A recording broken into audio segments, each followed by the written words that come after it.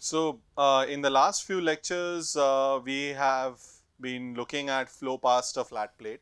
We went through the exercise of taking Prandtl's boundary layer equation, deriving what is known as the Blasius equation from that. So, the Blasius equation was inherently based on the idea that when you have a flow past a flat plate, if the memory of your initial condition is lost, you didn't really know where the beginning of the plate was, you will eventually arrive at what would be the Blasius equation, that is an equation written in terms of a similarity variable. So, whenever you have a solution written in terms of similarity variable, that is symptomatic of the fact that there are no inherent scales in the problem. So, this is a steady problem. So, here there are no inherent length scales in the flow direction or in the transverse direction, and with that we were able to reduce the partial differential equation, which is a Prandtl's boundary layer equation, that's in two dependent variables, to a single ordinary differential equation. Now, the Blasius equation that we had, the Blasius equation is a nonlinear equation. So, we had an equation that was related to the stream function. So, if you recall, the expression for the stream function is this, where there is a thickness of the boundary layer that is present, delta of x. A priori we don't know what is delta of x. There is the uniform velocity that is incident on this plate, and then the unknown function f of eta, where eta is this boundary layer coordinate or the similarity variable. So, y by delta of x. So, at every location on the plate, as you keep moving at different locations on the plate, the distance from the plate is scaled by a certain thickness, delta of x. So, again we do not know what this is initially. So, when we go through the exercise, we eventually arrive at the fact that delta of x is square root nu x by u infinity, which means that the thickness of the boundary layer or thickness of delta of x is actually increasing as square root of x. And by doing so, we did a bunch of different things. Obviously, this is a nonlinear ordinary differential equation, so you cannot solve this exactly, but you can do this obviously using any numerical method. You can solve them using various numerical methods. You can also solve them asymptotically for small values of similarity variable eta or large values of similarity variable eta. So, I just wrote down some of the leading order forms of f of eta when eta is either very small or eta is very large. You need to understand that eta being very large effectively implies that y is much larger than delta of x. It does not mean that y is infinitely large. So, when you are doing eta going to infinity, you are basically accessing the small coordinate values of your external stream. So, you have an external stream far away from the plate and you have the boundary layer. So, when you are doing a very large value of eta, you are effectively moving far enough away from the plate, but still it has not gone to actually infinite distance compared to the plate. If the plate length is L, y by L is not infinity. Y by delta of x is infinity. That's an important point, because this is at the heart of what is known as method of matched asymptotic expansion. So, when Prandtl did all of this and Blasius subsequently did all of this, it was not formally done in this particular manner, but gradually, and this is again one of these instances where a formulation or a method actually came from a problem in physics or a problem which is in mechanics, and that led to the development of a mathematical method. So, the problem that we are looking at is flow past an object at high Reynolds number or at negligible viscosity, which led to this development that the governing equation has this balance between diffusion close to the surface balanced by advection on the surface. So, advection of x momentum is balanced by the transverse diffusion of x momentum. So, very close to the surface, you can't ignore them, even though there is a small parameter here which is the Reynolds inverse of Reynolds number, which goes to 0, you still can't drop that viscous force close to the surface. When you go far away, you are solving inviscid equations. So, your problem is in some sense like a patchwork. When you think of making a piece of cloth, stitching two pieces of fabric, you are patching them or you are stitching them together. So there is a solution which is close to the surface, which is your boundary layer solution. There is a solution which is far away from the surface, which are the inviscid solutions, and they have to be matched together. Which is why I am saying that when you look at boundary layer solutions and you say I am looking at the transverse coordinate going to infinity, what you strictly mean that y by delta of x approaches infinity. Y by delta of x approaching infinity is not equivalent to y actually becoming much larger than L being some characteristic horizontal dimension. So this is a point to be remembered because we are not going to get into the detail of how you refine this boundary layer theory. We are right now just focusing on the Blasius approach and Prandtl's boundary layer equation, but there are many efforts which people have made in terms of refining this. So what do we mean by refining this? In terms of refining, I ended last lecture by saying that if you look at your stress went as the wall shear stress. What was its dependence on the x coordinate? It was 1 by root x, which means at the leading edge, which is at x equals 0, you have an infinite shear stress, which is unphysical. You have an unphysical value of your wall shear stress at the leading edge. So which clearly tells you there is something wrong with Prandtl's boundary layer equation. And that something wrong is not surprising because if you write down the local Reynolds number, what is the local Reynolds number? U infinity x by nu. The whole theory is based on the assumption that this is very large, which means you have to exclude a region which is nu by u infinity from the leading edge where Prandtl's boundary layer theory is inapplicable. So near, because if you see what happens in that region Rex is order 1 or smaller. If you compute what is the local Reynolds number near the leading edge, it is actually order 1 or smaller. When x is smaller than nu by u infinity, your local Reynolds number is very small. So you cannot do all the developments that we have done regarding Prandtl's boundary layer equation. So Prandtl's boundary layer equation cannot be applied. So as a cartoon, if you think of the flat plate problem, this is your plate which is stationary and there is a flow, and this is x equals 0. You have a fuzzy region which is order nu by u infinity, where what equation should you solve? You should solve steady Navier-Stokes, because you cannot drop the viscous terms there. If you define what is your Rex in this region, your Rex in this region is order 1 or smaller, right? After that we are not dropping the viscous term, right? Yes, but steady Navier-Stokes is not the same as Prandtl's boundary layer equation. Steady Navier-Stokes means that everything is there. Your streamwise momentum diffusion is also there. So when you go significantly far away from that leading edge, that is where we start. First, when you are away from the leading edge, we have Prandtl's boundary layer equation. So when you are at distances which are larger than nu by u infinity, the low Reynolds number effect near the leading edge is bypassed, because at the leading edge there are strong viscous effects, very strong viscous effects. You can see that clearly, that if you calculate, the plate might be few meters long, but if you now think of a 1 meter per second air flow, kinematic viscosity of air would be 10 to the power minus 5 meter square per second. If the air flow is 1 meter per second, What would be that distance?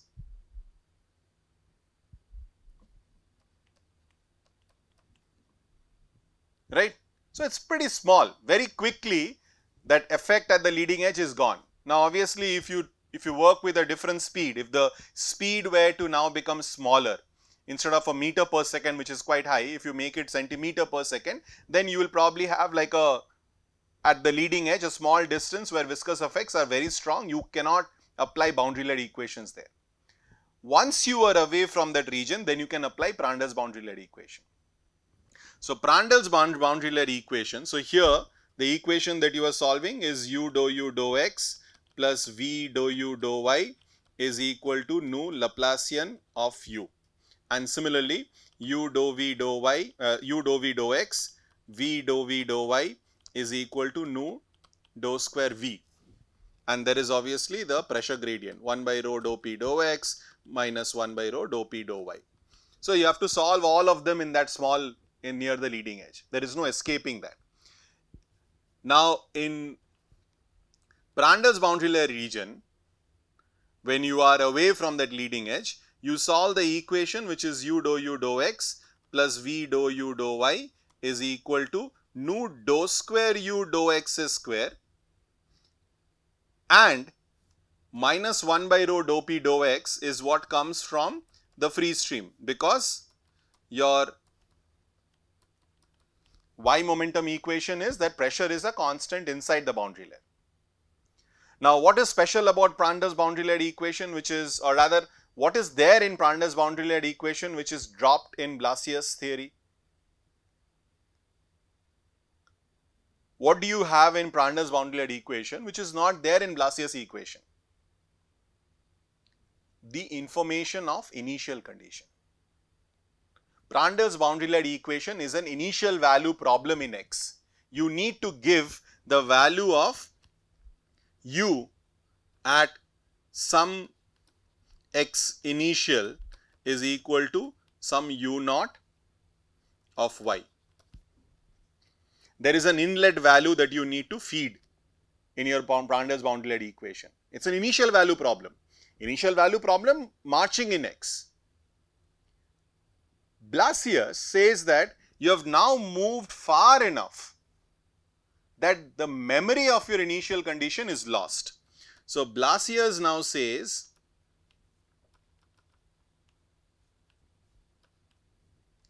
that I can completely forget whatever is going on at the inlet. It is of no consequence for me, and I can write this equation in terms of a similarity variable where u by u infinity is some f dash of eta, where f dash of eta obeys an equation which is an ordinary differential equation with boundary condition for the similarity variable. So you have now a similarity variable that is appearing. Now this is the stitching of the problem in X. Now there is a similar stitching of the problem in Y, because here far away you have the inviscid equation. So the inviscid equation, if you write in terms of some stream, that is minus 1 by rho dou p dou x. Let us say there is some flow that is going past this surface, and u infinity du infinity dx equals to minus 1 by rho dp dx. Some uniform flow or some non-uniform flow, does not matter. There is some flow that is there, some free stream or external stream. Now in the class, when we have been doing this, what we have said is there is an edge of the boundary layer. The edge of the boundary layer is defined as y by delta x being very large when you see from the boundary layer. So when you are sitting in the boundary layer, it appears like it is at infinity, but it appears like it is at infinity because you are seeing with a scale of delta of x. So when viewed with the lens of the boundary layer thickness, the edge at which the boundary layer talks to the inviscid flow is at infinity. Now you can always now start asking questions that, will the solutions from the boundary layer smoothly match with the inviscid flow? Now we have been matching things. We have been matching the streamwise velocity. We said that u should be equal to u infinity. But there are few things which we didn't match. For instance, we got a non-zero vertical velocity or transverse velocity at the edge of the boundary layer. Right? When we did the calculation of Blasius theory, one of the interesting conclusion of Blasius calculation was that at the edge of the boundary layer, the transverse velocity is non-zero, which means this approach of just treating the problem as the Blasius boundary layer interacting with the inviscid flow is just the first chapter of the entire story. There is more that is there. We cannot be covering all of that in this lecture, but I am just trying to give you that the whole picture is like a mosaic.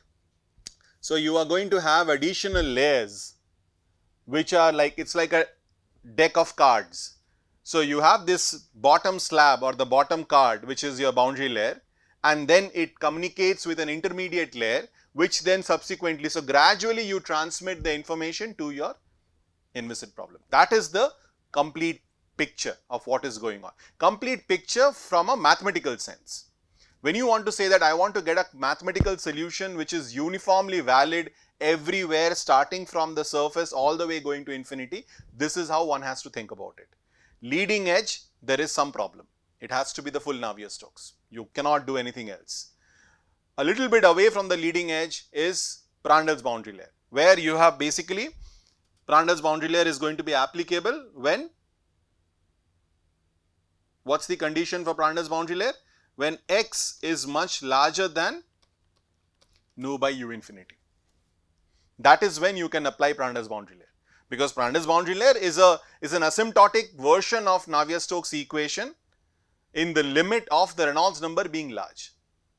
So, obviously, if you are not sufficiently far away from the leading edge, you cannot make that argument, that cannot be rationalized.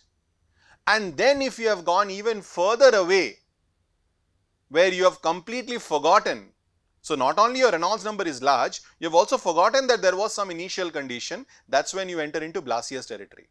So, these are all the stages that you have when you are moving in the flow. Similarly, you will have stages when you are moving away from the plate. So, let us imagine you are sitting in the Blasius world and you start moving away from the plate. You will obviously eventually see the inviscid problem. But between the inviscid problem and the Blasius, there are additional layers where degree of refinement will happen in the problem. Whatever equations we are solving, there will be certain degrees of refinement that has to be incorporated from the matching the Blasius solution to your inviscid problem. But whatever we have done using Blasius is good enough to get us a lot of interesting information. This is just for you to get a complete picture. Obviously, this story still has one important part, which is, again, you might think that I am adding layers, but there is one more part which is still unanswered. What happens when x becomes arbitrarily large? This is all about, oh, I should not have small Reynolds based on x.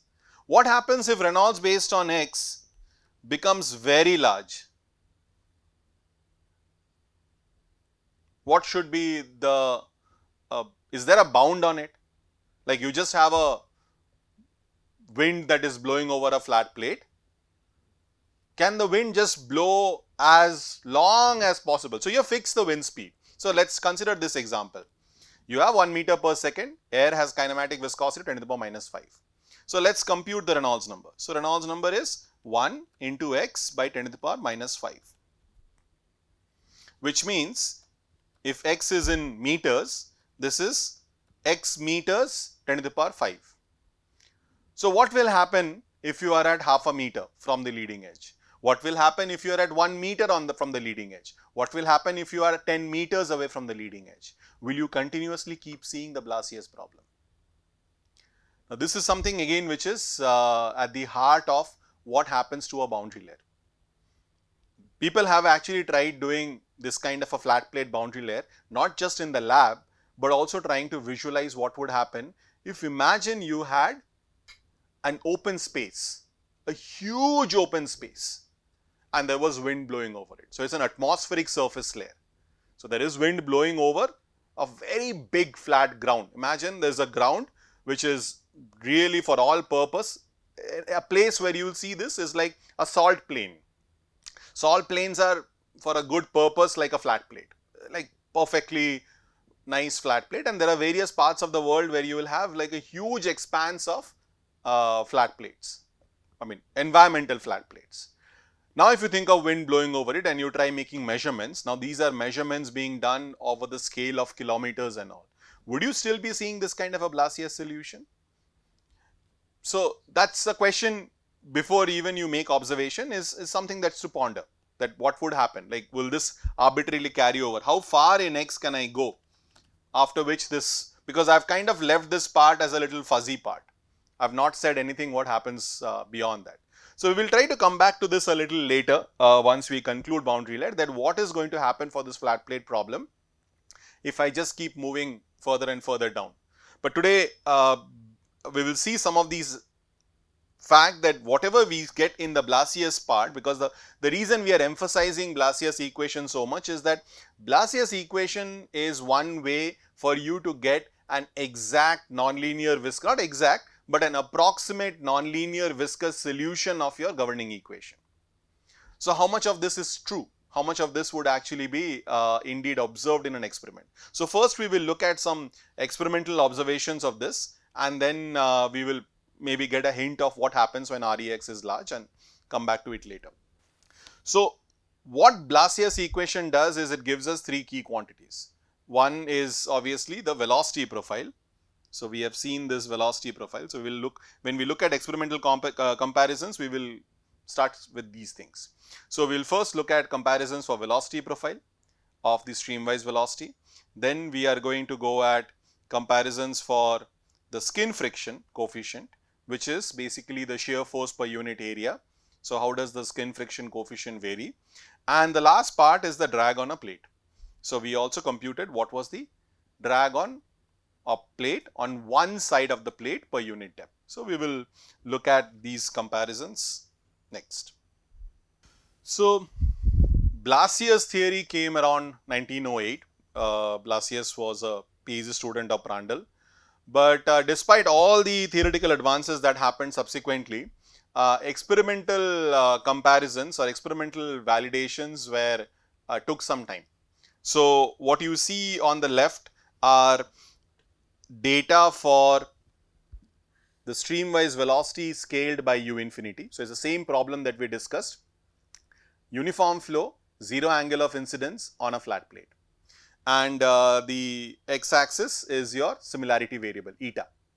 So Nikoradze was a student of Prandtl, once again another student of Prandtl, did a lot of work regarding, if you study channel flow, friction factor results, Nikoradze's names comes about prominently. What he did was, he tried basically gluing grains on the surface of a pipe and showed that the pressure drop that you get basically increases with increasing grain size in the turbulent regime. So there's a lot of very interesting experiments that Nikoradze did to quantify that with the increasing flow rate, how does the pressure drop change, primarily when you go into the turbulent regime. But this is an experiment for the flat plate problem, and you can very clearly see there are data given for different values of Rex. Rex is exactly defined how we have it. So you can start to read what these are. So if you have 10 to the power 5, that's approximately around a meter. Then gradually it keeps increasing, and you see all of them very nicely collapse on the Blasius result, which we obtained, right? Because this is supposed to be f dash of eta. So it's pretty impressive what you actually get in this problem. I mean, in terms of, if you put in context of how we have arrived at this, it's really remarkable. You started out with a nonlinear two partial differential equation in two variables for two dependent quantities, and then from that you reduced it into a reasonably simple ODE, and that solution of ODE is giving you a pretty good description of what reality is. So this is why we try to emphasize so much about the development of boundary-led theory, motivated by physical insights, and this is how what we have here. The picture on the right is a set of experiments done by Professor Satish Dhawan in 1953. This is a NACA report. For those of you who don't know, NACA was the predecessor of NASA. So this is a NACA report where you have the Blasius curve. So this line is your Blasius curve, and you see experiments done at different values. There is so he has even marked out the location where these are. So when you are changing the Reynolds number based on X, you can change the wind speed. So you can change the flow speed and you can get different values of Reynolds number. And then you also have something slightly higher. And there is also one more data point that he has, which is basically when the flow is in the turbulent regime. So we have not yet discussed what it means by being in the turbulent regime, but effectively what he is trying to do here is he is trying to make the flow transition at an early stage in the laminar problem. But let's just focus on the laminar curve. So the laminar curve, again, like from these two experiments of Nikuradze and Dhawan, you see that follows remarkably well with Blasius theory. Now if I want to measure skin friction coefficient, because we should not lose track of why we are here. We are here as one fundamental reason of doing this all is to find drag. So how do you compute the drag? Now we know that the drag is related to the skin friction coefficient, and the skin friction coefficient is related to the wall shear stress is related to f double dash of 0 from Blasius theory. Obviously it has non-dimensional terms involved into it, I mean dimensionalizing terms involved into it, but it is primarily proportional to the second derivative of the Blasius function.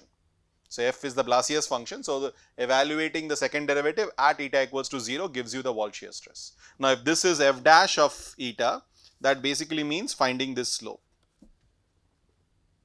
right? So you plot this velocity, you compute the slope from this velocity profile, that gives you f double dash of 0, and that is your measure of your skin friction coefficient. So that's one way of doing it.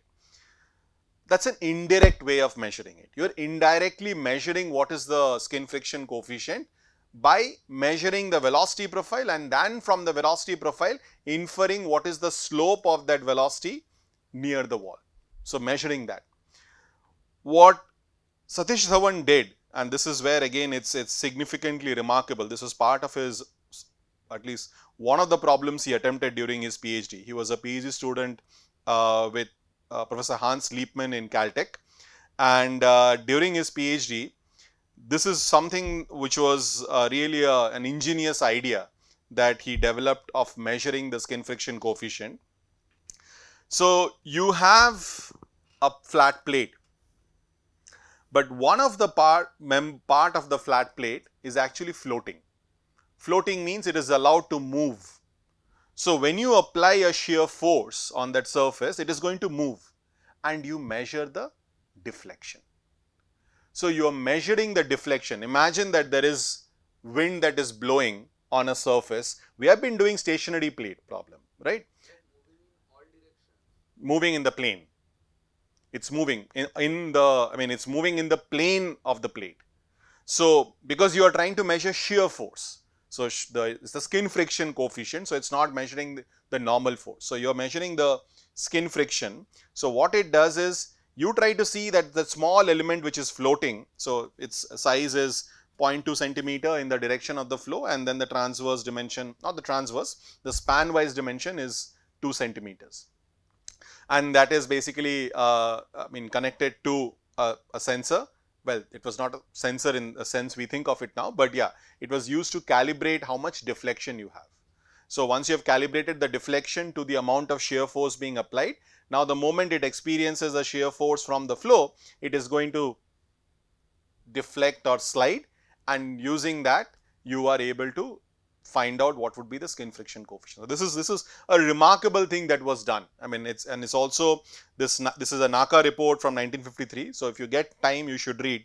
Very soon after this, he came back to Indian Institute of Science and within 11 years became the director of IISc. He was the youngest director of IISc, longest serving, I think also director of IISc if I'm not mistaken, and also subsequently became the chairman of ISRO. So there's in terms of experimental fluid mechanics, I mean, he's the founding father and also a person who has been responsible for mentoring several generation of fluid dynamicists. So that's a very brief introduction to what he did, and this is the setup. So you have a tunnel, you have a plate which is supposed to be a flat plate with this small floating element that is there. This is all pictures taken from that NACA report, and you have a flow, and you measure from that flow the deflection or the displacement of the floating element, and using that try to compute the skin friction coefficient, and this is Dhawan's result. This is such a prominent result that this is part of what is considered the Bible of boundary layer theory, book by Schlichting, where it makes it into pretty much in the beginning of the book. So you have the skin friction coefficient. We have already computed what the skin friction coefficient is. So if you remember, the skin friction coefficient went as, what was the dependence on Reynolds? It was 1 by Rex, which means on a log scale it should be, so it was 1.332 by square root of Rex, sorry, it was 0.664 square root of Rex. So when you plot it on a log scale, it would have a slope of minus half. It would appear as a straight line, and that is exactly what you have. So over several decades of Reynolds number, so you can see it starts from around 510 to the power 4 and goes all the way till some 510 to the power 5. So over a decade of Reynolds number, you have measurements that are done for the skin friction coefficient. So you have indirect measurements. So these are indirect measurements. I said what indirect means. You measure the velocity profile, you infer the slope from the velocity profile, and then you find the skin friction. And then you have the direct measurements, which are the circles. So the direct measurements actually compare much better with the theory than the indirect measurement, which shows why was there a need for getting a direct measurement of the skin friction coefficient rather than trying to infer from the velocity profile, because you will have errors in terms of how accurately you can find the slope, and errors in computation of slope is going to compound and then affect what is your skin friction. And he also has a regime where it's no longer behaving the Blasius theory. So we are not going to cover that particular part right now, but the flow stops being what we have discussed. So it goes into a different regime altogether.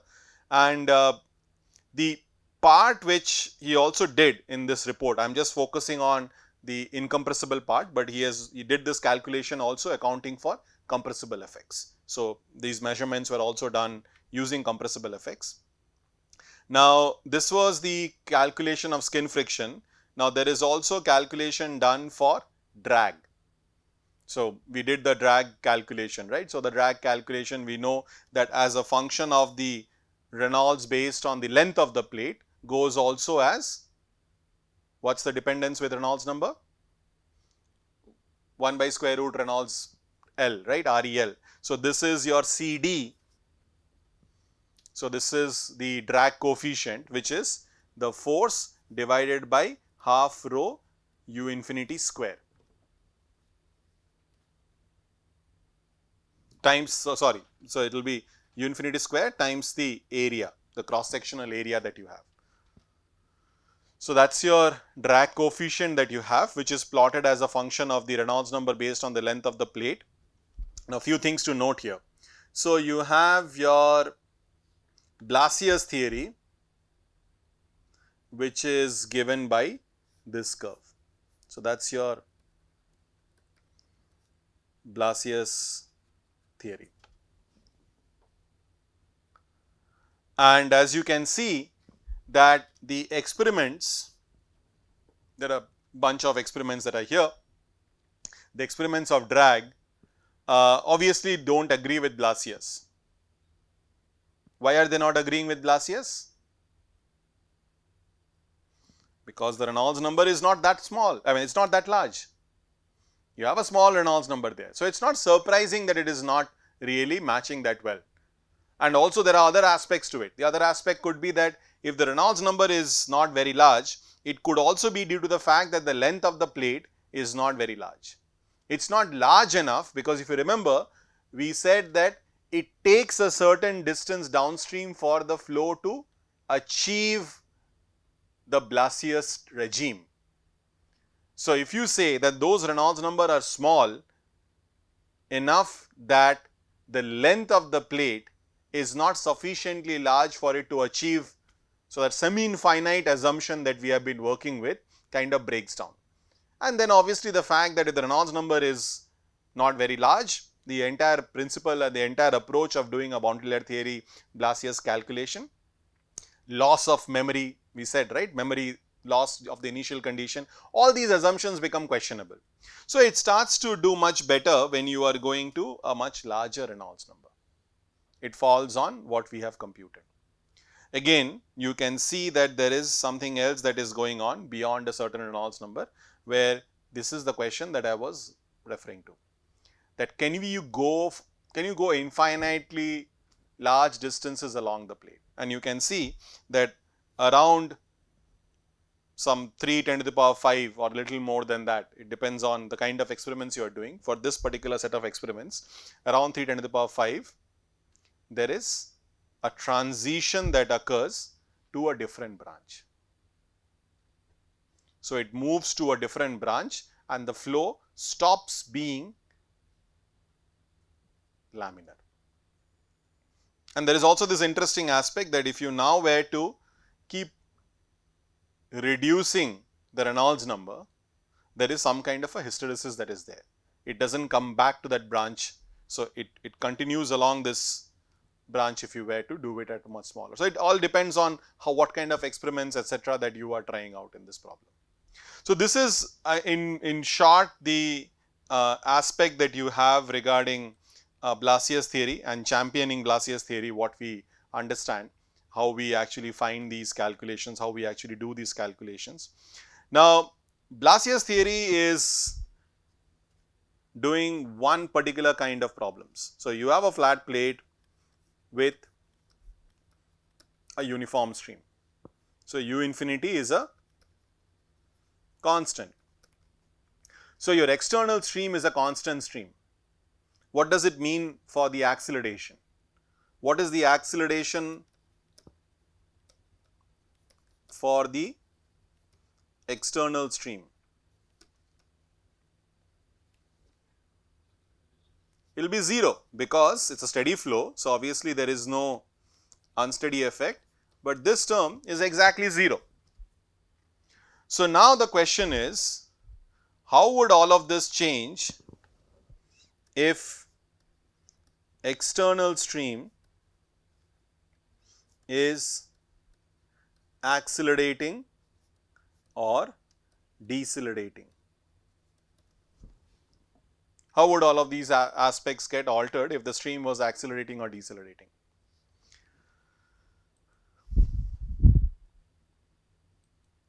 So this now takes us to an extension of Blasius problem, where if we consider an external flow which is dependent on x in a power law, then the governing Prandtl's boundary layer equations continues to admit a similarity solution. We have done the special case of n equals 0, which is Blasius. But if you have a profile like this, then there is an acceleration that is there in the problem, and the acceleration is n a square x 2n minus 1, right. So you have the stream, if n is positive, then it is an accelerating stream. If n is negative, then it is a decelerating stream. Positive n gives you the stream basically accelerating as you go in x, whereas negative x basically negative n gives you a stream that is decelerating as you move in x. Now if you go back to your boundary layer equation, u dou x V dou u dou y is equal to minus 1 by rho dou p dou x plus nu dou square u dou x square. How do we find the pressure gradient? Bernoulli or Inviscid equations. We can find it using the Inviscid equation, that fact that the pressure gradient in the y direction is 0, which means I can replace this and write this equation as u dou x v dou u dou y is equal to u infinity du infinity dx plus nu dou square u dou x square. So, with continuity equation, you now have the Prandtl's we have a Prandtl's boundary layer equation having a forcing. This is applicable in general. It need not be specific to this particular stream. For any kind of an external inviscid flow, 1 by rho dou p dou x, which is the stream wise pressure gradient, is a feedback from the inviscid theory, where 1 by rho dou p dou x is equal to minus u infinity dou u ddx of u infinity. That is my Euler's equation. So, I can substitute it here, saying that if I know the external stream, that external stream is a forcing in my boundary layer equation. So, besides the boundary condition, in Blasius equation, the external stream enters only through the boundary condition. It does not enter through the governing equations. It is only the boundary condition where you say that u as y by delta x goes to 0, infinity approaches u infinity. Now, besides those boundary condition, you can also have the forcing appearing if the stream was to accelerate or decelerate, right. Now, we will not go through the steps once again, but I am just going to invoke what we did in our previous exercise. In Blasius, we had delta of x was square root nu x by u infinity. That was the boundary layer thickness that we had, right. Here it will be the same, just that u infinity is whatever is the local external stream at that x location. So, the delta of x that you will have right now will depend on that local value of u infinity, which means this is going to be 1 minus n by 2.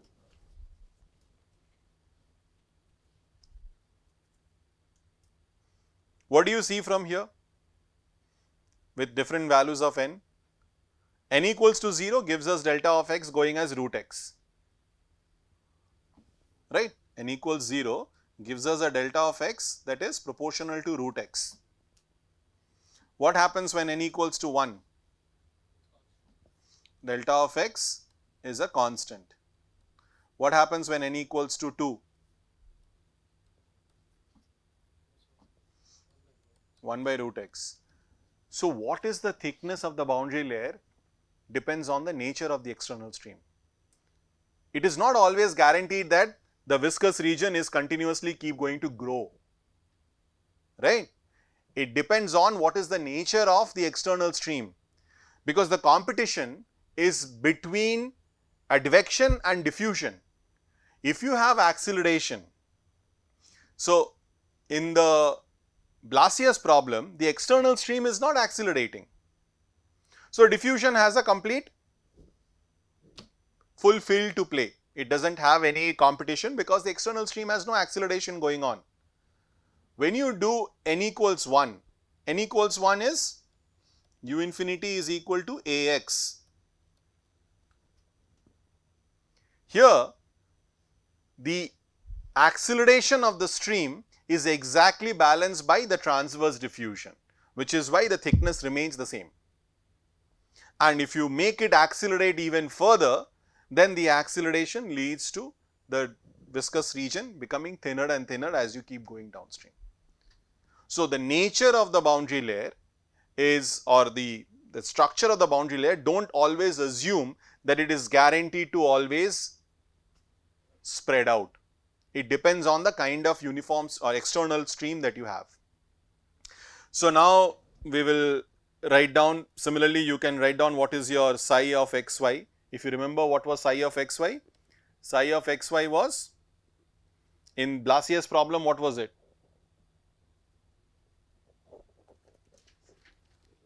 It was u infinity delta of x f of eta, right, where eta was y by delta of x. Okay. Here it stays the same, the only difference is this, and if you substitute for delta of x, this becomes nu u infinity of x into x f of eta.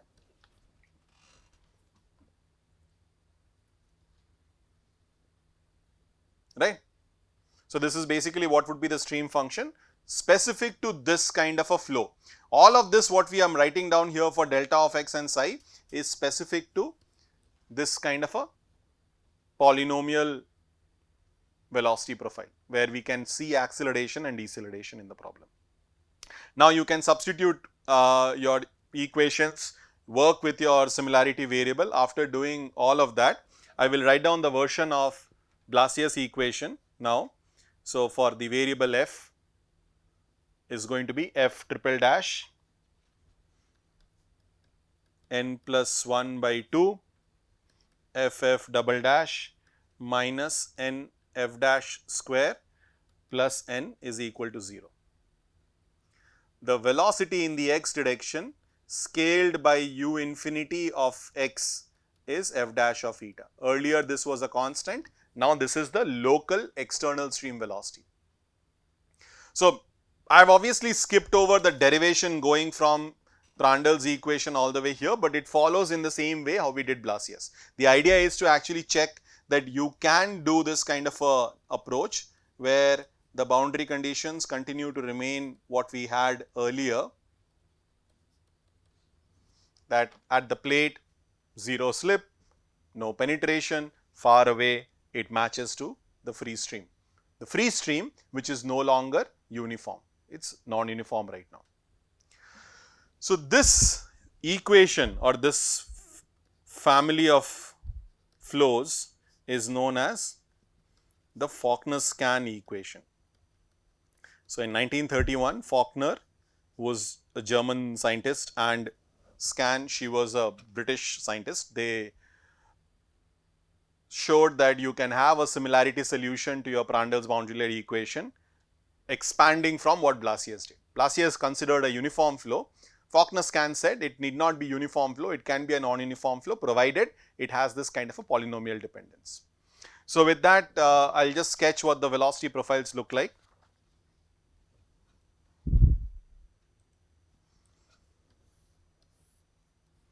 So, u by u infinity of x, which is f dash of eta, plotted as a function of eta, but with a use a scale factor here to plot them. So, this is 1. So, Blasius has this kind of a behavior. So, this is n equals 0, this is Blasius.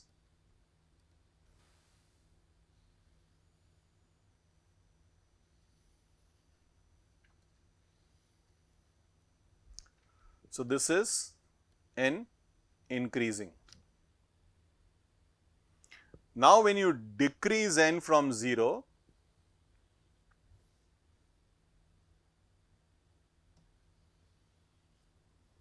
so these are n negative, these are n positive.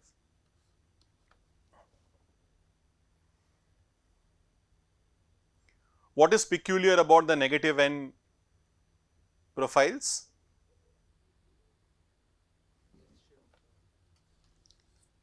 Focus here. What is happening to the slope? This is a slope of f dash. So, what is happening to the slope? But what is happening to the slope as n decreases from 0? It decreases. So basically the slope, if I go through this, f double dash of 0 is decreasing. So specifically f double dash of 0 for n equals to minus 0.0904, if you try computing it numerically, is 0. Why is that a worrisome number? Why is this something that is of concern? Because we know that wall shear stress is proportional to this. So the shear stress at the wall is vanishing at a particular value of n. So negative n usually is a little bit unphysical, because also of the fact that if you look at the profile is this. So when n is negative at x equals 0, you are going to get infinite velocity. So it's not something that is, you don't really look at the problem at x equals 0. So the stream is not given by this everywhere in x. It's probably locally in some region where you might have a behavior if n is negative, where there is a decelerating point. Now coming to that decelerating part, so this is what the Falkner-Skan solutions look like over a range of n. But if you try mapping this, one way this can be mapped is the Falkner-Skan problem can be mapped to what is known as a flow past an wedge, where the wedge angle is 2 pi n by n plus 1. If you remember, when we did potential flow calculation, I was explaining different potential flow solutions, and there I mentioned that there is a solution which is some a r n cos n theta, and if you remember, n equals to 1 was what? What was n equals 1? We did uniform flow, we did a sink or a we did a uniform flow. So when we did n equals to 1, we got uniform flow. This is going back to potential flow when we did this calculation. And what was n equals 2? N equals 2 was a stagnation point flow. And I said that with different values of n, so the stagnation point flow can be thought of as flow around a corner, interior to the corner. Similarly, now with playing with n, you can have flow around different corners or wedges. So if you think of a body which has this kind of a corner, then if the angle is 2 pi n by n plus 1, then whatever we have done here is going to be given by the Falkner-Skan family. So you can see what is n equals 0. When n equals 0, the angle is 0, which means there is only one plate. This is n equals 0. What is n equals 1? Is just a stream that is coming and moving around. This is known as a stagnation point flow.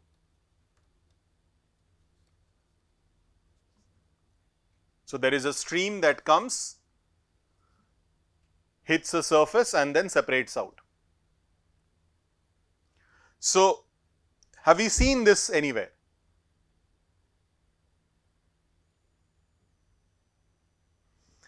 If you recall the flow past a circular cylinder, there is a forward stagnation point and then there is a rear stagnation point. So there is a uniform flow around the circular cylinder, right? If you zoom in that region, that is exactly this flow.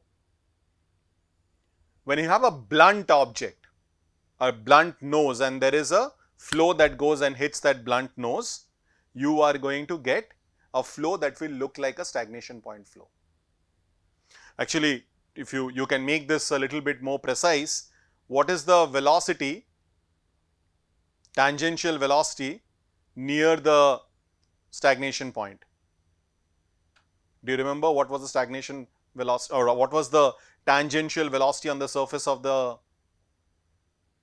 cylinder? This is all potential flow theory calculation. It was proportional to u infinity sine theta. So, when we computed the potential flow result, at the stagnation point, obviously the velocities go to 0, but the velocity, tangential velocity on the surface is proportional to u infinity sine theta. Now, what is theta if I define a local coordinate here as x? If I, instead of measuring theta from here, I will measure theta from this direction. Now, there will be a small sign change because of that. Instead of measuring from the plus x axis, I will measure from the negative x axis. And if I say there is a local coordinate which is x there, this is x and this is y. What is theta in terms of x? This is going to be u infinity sine of x by a. And what is sine of x by a for small values of x? U infinity x by a. So, that is basically taking our potential flow solution, which was an exact solution around the circular cylinder near the stagnation point. It is going to be a flow where the tangential velocity or the stream is going to be proportional to x. So, now you can think, and this is what we will work on more now going forward. Falkner-Skan, Blasius, these might appear very exotic because we are doing all these similarity variables and it might appear like magic. We are trying to pull out these variables and work out solutions. Even if you go beyond this, because we cannot do an exact similarity kind of an approach for all problems. So, the next thing we will do is we will say that I do not have an access to a similarity variable kind of an approach. How do I solve the problem? Because obviously you cannot get similarity solution for every problem. So, how do I make any way in that regard? So, that is one part which we will focus on. The other part is the information that you are getting from all of these will help you understand a lot of problems. For instance, we will go back to the problem of flow past a circular cylinder. We are doing everything for a flat plate, but now we are seeing that even for flow close to a stagnation point, we have a description of boundary layer theory that is forming there. So, can we understand, because the streams are going to be accelerating away from the stagnation point. So, away from the stagnation point, there is an acceleration that is there, and that acceleration, what does it do in terms of the boundary layer that will form on the surface of the circular cylinder? And then we will go back and say, okay, near the forward stagnation point we have an information, what will then happen near the rear stagnation point? So, we will try to understand this aspect of accelerating flow, boundary layer thickness and connection to a much larger problem where obviously we do not have an analytical solution. Okay, so we will close here and with the Falkner-Skan, and the next thing that we are going to do is we will obviously not be able to do similarity variable everywhere. So, if we can't do similarity variable, how do we do approximate calculation of boundary layer theory? So, let us say I have some approximation of the velocity profile. I have obtained it using experiments. I know what the velocity profile is. I approximate, I do some fitting. I have fitted the velocity profile with some function. Once I have that fitted function, how do I go forward and make sense of the solution? Okay. So, that is going to be next week.